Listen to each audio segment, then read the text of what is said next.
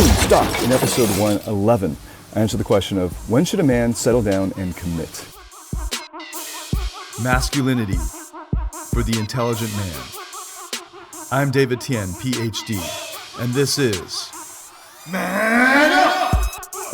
Hey, I'm David Tian, Ph.D., and welcome to episode 111 of Man Up. For the past 10 years, I've been helping tens of thousands of people in over 87 countries attain success in love and life. And here I am in Ubud, Bali. Give you a look at the pool, the resort here. I wanted to show you this infinity pool. Pretty cool. You can see the background there. Pretty cool. Pretty nice resort. There's a nice view over the valley. It's kind of tough to see from here, but okay. So I'm going to go sit down now, and hopefully can keep that pool in the background. Nice background, so you don't have to just look at me the whole time. It's been a pretty crazy couple weeks. Was in Gold Coast, and actually I filmed an episode there. Oh, the sunlight's hitting me right now. Anyway, the sun's back. Maybe okay, this is probably better. I'll have to stand here. And then I went to Hong Kong for a week for a conference. I actually shot the Rise Up video there, but it's been crazy. Sessions in both cases, full days. So it's nice to get a little R&R out here by the beach. Then I had to, before this, I flew in for a buddy's wedding, a beautiful wedding at the Alila Uluwatu, and actually going later this week to the Alila in Ubud. Ubud is one of my favorite places in the world. Try to make it out here 3 or 4 times a year. Love it here. Okay, so answering a question from the private Facebook group from Brendan. At what point, Brendan from the private Facebook group asks, at what point should you stop engaging in short-term relationships for fear of never being able to commit? It's a long question, but let me see if I can get to it, summarize most of it. In terms of short-term relationship, he means anything from a one-night stand to or a short-term relationship that runs its course after one of the people leaves the country or has planned to leave the country. And he says this is the current situation he's in. He said he started out being really bad with women, and over the last 5 years got a lot more experience dating different girls, building self-respect, and now he's actually developed an avoidance to commitment.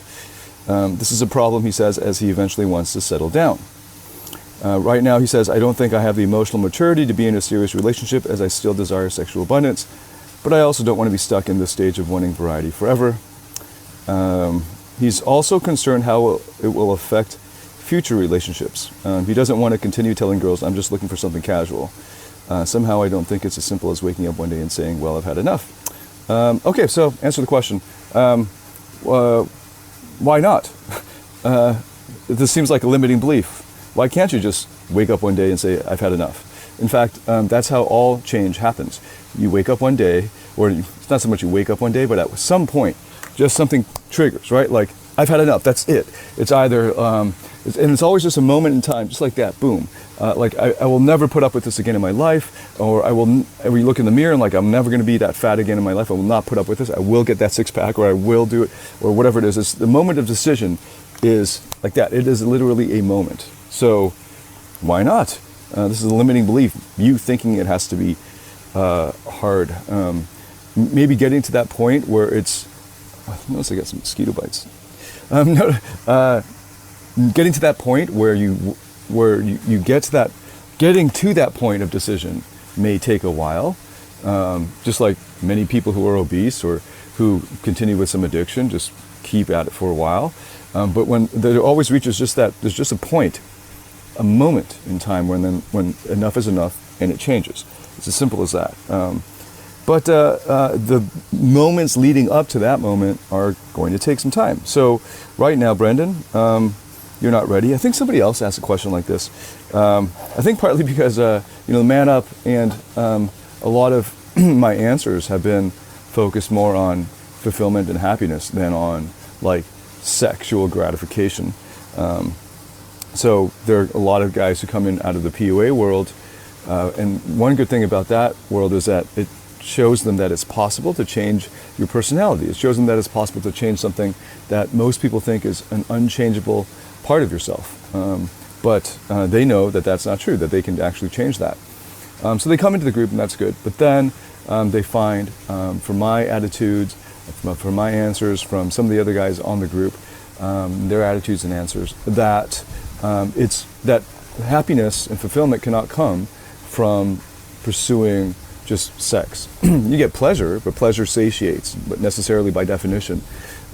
So sort of like trying to find happiness in Krispy Kreme donuts. You know, it might taste good in the moment, but it's not going to satiate you for the long term. Just give you immediate gratification. So, but there are some guys who are not ready for that. I mean, they're not there yet.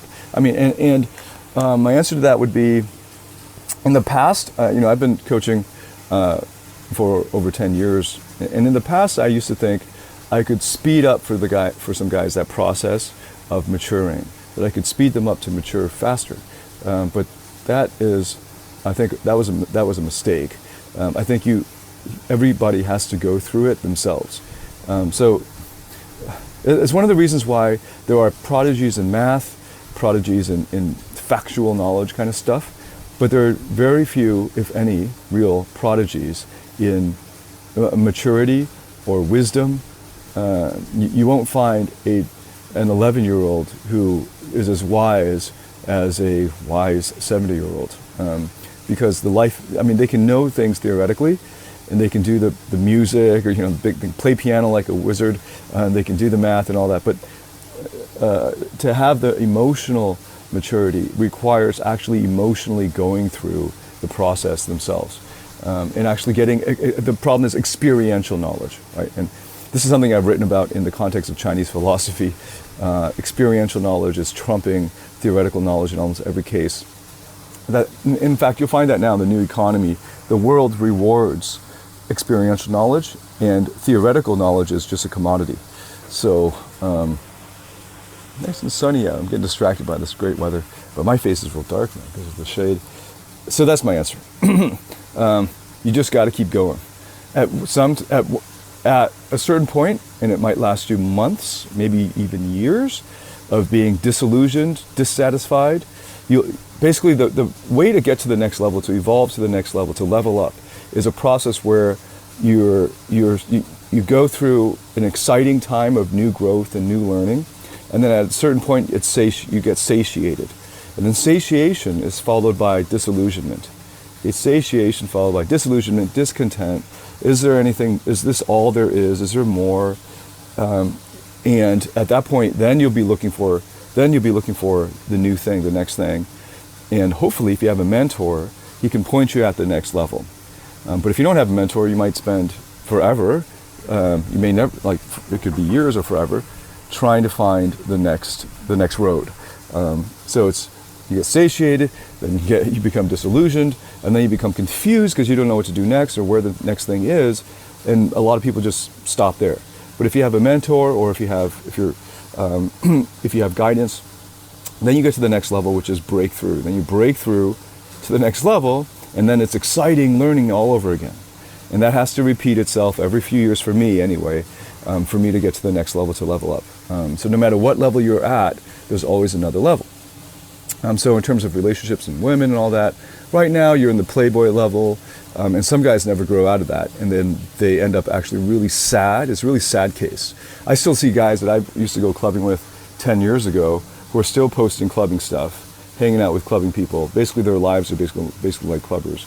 And 10 years on, and in a way they work in order to club. Like, they work in order to have enough money that they can go clubbing and buy the bottles and tables. And that's really sad. I mean, it's sort of like somebody who works in order to buy Krispy Kreme donuts. I mean, it tastes great in the moment, but you don't want to make your whole life purpose about Krispy Kreme donuts, right? Like, you don't want to make your whole life purpose about drinking and having sex, because you're basically nothing more than a zoo animal. You can imagine an enlightened alien race. I was talking about this with my girlfriend. You can imagine an enlightened alien race watching human beings in clubs as if they were zoo animals. Like, you could see it behind a glass. You cram all these human beings in there, Homo sapiens, and you feed them, and you watch them fornicate and get drunk and have fun and then pass out and shit and eat and come back in and do it again, right? So you just need a zoo enclosure. You can see these enlightened aliens going, what an interesting way, these cute things. And in a way, those who have evolved to the next level view that kind of existence in that way. I mean, that's one of the closest ways I can explain it, like by analogy, to how I view a lot of that now. And sometimes I want to enter the zoo and play with the animals, right? Like maybe it's fun. It's like sometimes I do want to eat Krispy Kreme donuts, but it's not the purpose of my life, and it doesn't bring fulfillment. But you won't know that when you're starving, and when you've been starving for however many years, and now you find, you're starving out in the desert, just so happy just to get water, and then somebody brings you to a 5-star hotel buffet breakfast or whatever buffet, and you can go crazy, and you just keep going crazy. You're like, well, and in a way, there are many other areas of my life where some kind of bug. I'm a beginner at, so I get excited about the beginner stuff, but I know I can see how some of the advanced guys that I look to associate with in those other areas would see and experience the same physical phenomena differently from how I process it. And eventually, it's a good roadmap to see their lives and what experiences they went through to get to that point. That is probably what I will need to go through in order to get to that level. Everyone's a little different though, so maybe your period of time leading up to that point where you say enough is enough and I want to settle down and do something could be short, or it could be long. So it really depends on where you're coming from and who you are. All right, man. So that's the quick answer. And I kept it under, like 10, 11 minutes now. So, all right, that's episode 111. And until then, till next time, man up.